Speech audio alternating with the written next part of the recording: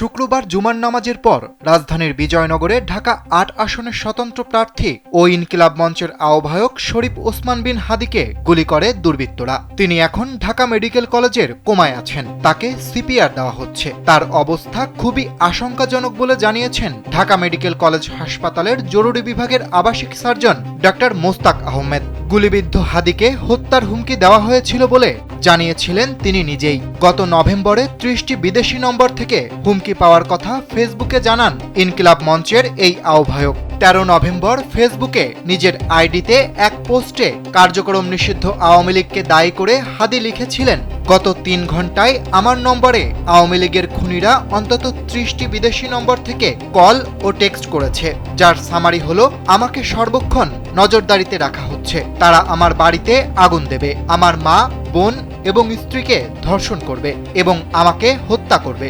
আজ জুমার নামাজের আগে বেলা ১১টা ৫২ হাদি ফেসবুকে আরও একটি পোস্ট দেন। তিনি লেখেন, যেহেতু ঢাকা ৮-এ আমার পোস্টার ফেস্টুন কিছুই নাই, তাই আমার এখন ছেঁড়াছিঁড়ির চাপও নাই। দুদকের সামনে থেকে জুম্মা মোবারক।